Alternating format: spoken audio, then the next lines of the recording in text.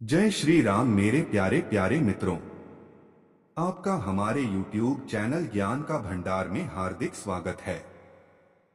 हम ईश्वर से दुआ करते हैं कि भगवान आपके घर में अन्न धन का भंडार भरे, जीवन में आप कभी भी दुखी ना हो। तो दोस्तों, आज इस कहानी के माध्यम से हम आपको यह बताएंगे लंकापति रावण की कितनी पत्नियां थी। तो चलो इस कहानी के आधार से आपको एक अनोखी कहानी सुनाते हैं जो आज तक किसी को मालूम नहीं है। रावण की कितनी पत्नी थी? रावण की दूसरी पत्नी का नाम धन्यमालिनी था। धन्यमालिनी और मंदोदरी दोनों रावण की मय दानव की पुत्रियां थीं। मंदोदरी रावण की पटरानी थीं। रावण की पत्नियों के बारे में ज्यादा जानकारी। रावण की 3 पत्नियां थीं। रावण की तीसरी पत्नी का नाम अज्ञात है। रावण की तीनों पत्नियां रावण के साथ उसकी सोने की लंका में ही रहती थीं। रावण की पहली पत्नी मंदोदरी थी। मंदोदरी राक्षसराज मयासुर की बड़ी पुत्री थी। मंदोदरी से रावण को मेघनाद और अक्षय कुमार नामक 2 पुत्र थे। धन्यमालिनी से रावण को अतिकाय, त्रिशरा, नरांतक और देवांतक नामक 4 पुत्र थे। रावण की तीसरी पत्नी से रावण को एक पुत्र प्रहस्था था। रावण की तीसरी पत्नी की हत्या रावण ने कर दी थी। रावण की एक बेटी भी थी जिसका नाम सुवर्णमछा या सुवर्णमत्स्य था। लेकिन हमेशा रामायण में रावण के एक प्रिय पत्नी का ही जिक्र आता है जिसका नाम था मंदोदरी। मंदोदरी के अलावा रावण की 2 और रानियों का भी जिक्र मिलता है। इन 2 पत्नियों के बारे में बहुत कम बात होती है। रावण की दूसरी पत्नी का नाम धन्यमालिनी था, जबकि तीसरी पत्नी को लेकर मान्यता है कि लंकापति रावण ने स्वयं ही उसकी हत्या कर दी थी। उसका क्या नाम था और उसे मारने के पीछे क्या कारण था, इस बारे में भी ग्रंथों में अलग अलग बातें मिलती हैं। वहीं तीसरी पत्नी के बारे में अधिक जानकारी नहीं मिलती है। रावण की तीनों पत्नियों के बारे में एक बात जो चकित करने वाली है वो ये कि उसकी तीनों पत्नियां भगवान विष्णु की परम भक्त थीं और सत्य और धर्म के मार्ग का अनुसरण करने में विश्वास रखती थीं।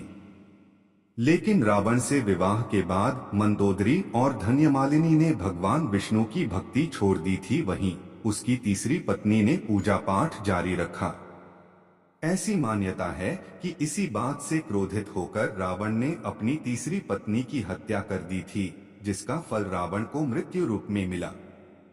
रावण का विवाह। रावण का विवाह मय दानव की पुत्रियों के साथ हुआ था। उनका नाम मंदोदरी और धन्यमालिनी था। यह दोनों बहनें थीं। रावण की तीसरी पत्नी का नाम सामने नहीं आया। मंदोदरी राक्षसराज मयासुर की बड़ी पुत्री थी। दिति के पुत्र मय की बेटी मंदोदरी रावण की पटरानी थी, जो हेमा नामक अप्सरा के गर्भ से उत्पन्न हुई थी।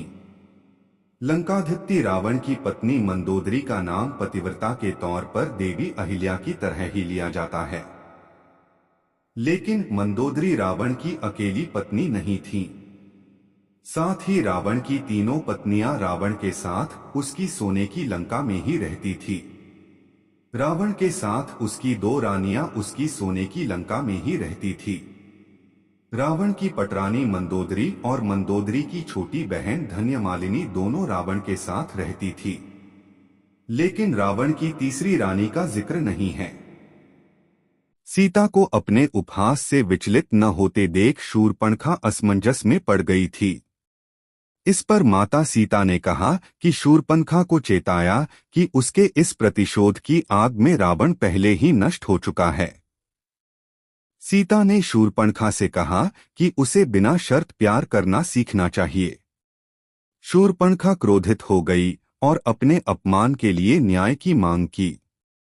इस पर माता सीता ने चेताया कि उसके जिद का पहले ही क्या परिणाम हो चुका है और अब वो यही हरकत फिर से ना करे। सीता ने उसे अतीत को भूलकर आगे बढ़ने की सलाह दी। माता सीता की इस बात से शूर्पणखा को बड़ी आत्मग्लानि हुई। शूर्पणखा का अंतरामायण में शूर्पणखा के अंत का उल्लेख नहीं मिलता है, लेकिन पौराणिक कथाओं से कुछ जवाब अवश्य मिलते हैं।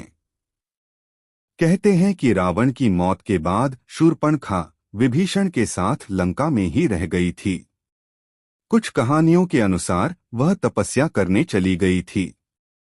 कुछ सालों के बाद शूर्पणखा और उसकी सौतेली बहन कुंभिनी समुद्र के किनारे मृत अवस्था में पाई गई थी।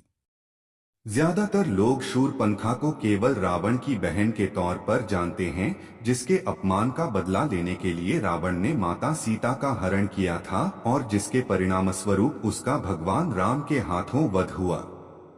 लेकिन शूर्पणखा की भूमिका इससे कहीं अधिक है। शूर्पणखा ऋषि विश्रवा और कैकसी की बेटी थी। सूप जैसी नाखून होने के कारण उसका नाम शूर्पणखा पड़ा। उसके अन्य नाम मीनाक्षी, दीक्षा और चंद्रनखा भी हैं।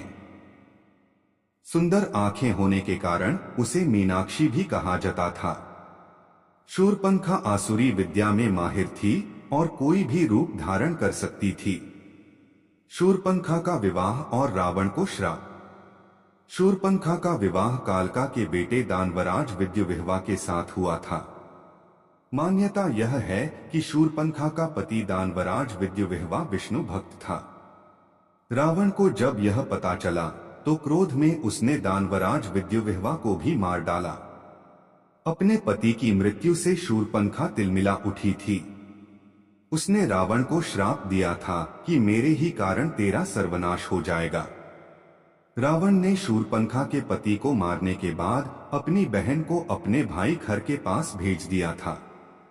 खर दंडकारण्य में रहता था। इसी दंडकारण्य में श्री राम वनवास काट रहे थे। जब शूर्पणखा ने प्रभु राम को देखा तो उन पर मोहित हो गई और श्री राम से विवाह की इच्छा जताई। राम ने खुद को विवाहित बता दिया तो वो लक्ष्मण के पास गई।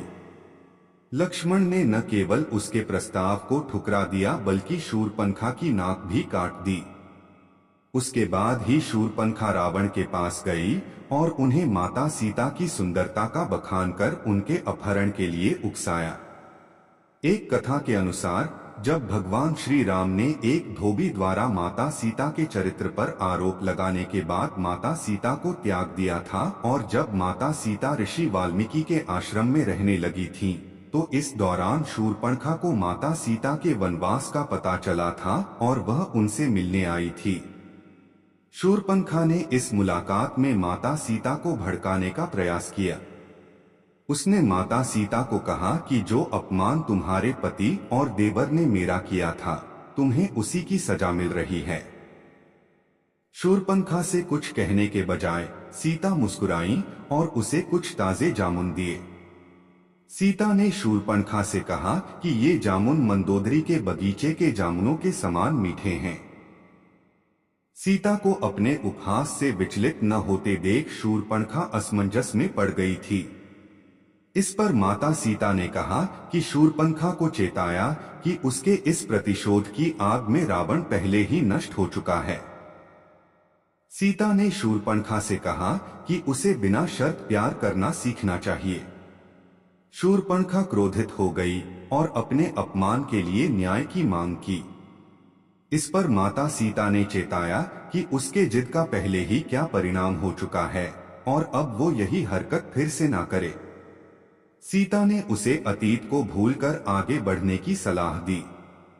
माता सीता की इस बात से शूर्पणखा को बड़ी आत्मग्लानि हुई।